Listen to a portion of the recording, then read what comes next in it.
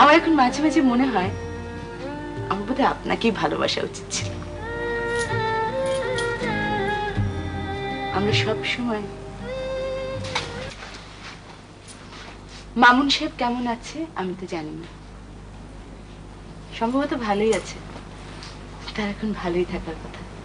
তোমাদের মধ্যে বুঝি ঝগড়া হয়েছে? কেন ঝগড়া করতে দাও, নিজেই কষ্ট পাও।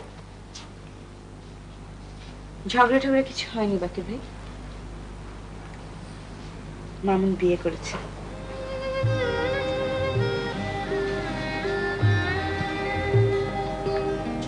আপনার কাছে ছোট্ট অনুরোধ করছি, আপনি আর কখনো আমাকে মামুন সম্বন্ধে কিছু জিজ্ঞেস করেন না।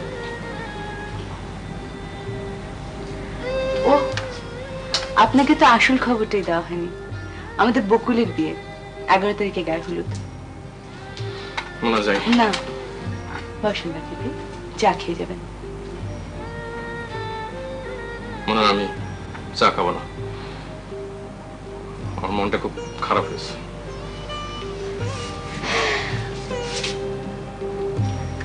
কি জানেন বাকি ভাই, এই পৃথিবীতে কিছু কিছু মানুষ শুধু কষ্ট পাওয়ার জন্যই জন্মায়।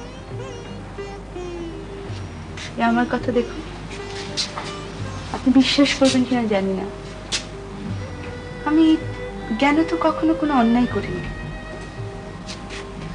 কাউকে কখনো কোন রকম কষ্ট দেয়নি।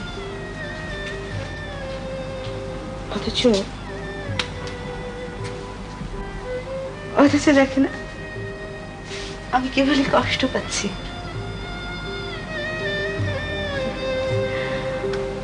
আমার মাঝে মাঝে মনে হয়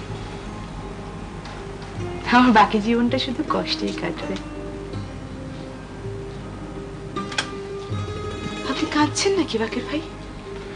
না, চোখে কে জানি পড়ছে।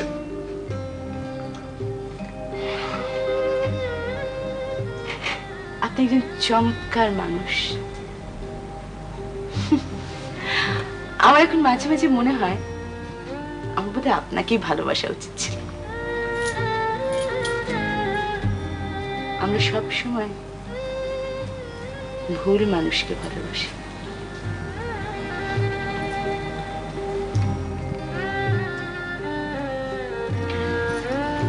মনে যায়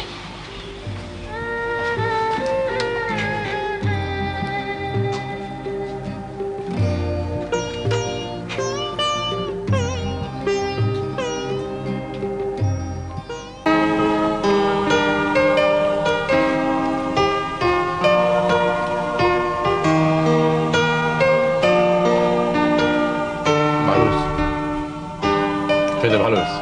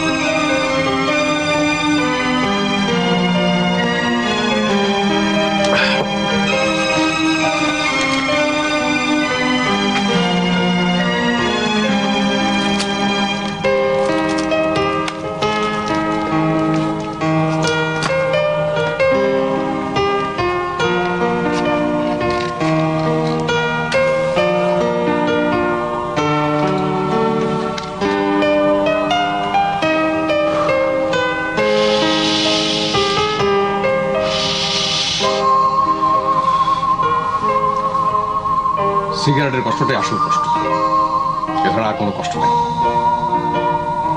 কোনো কষ্ট নেই।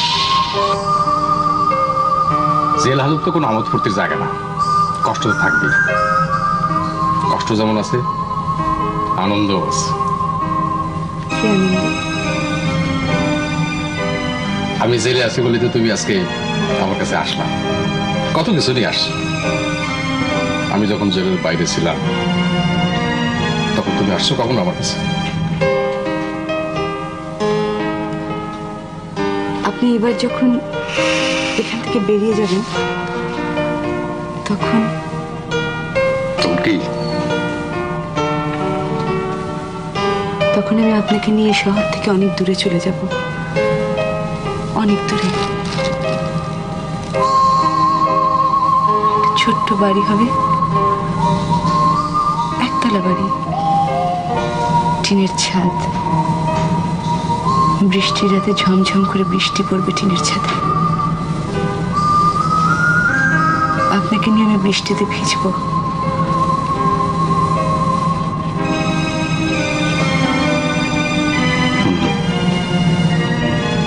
তোমার কি হয়েছে?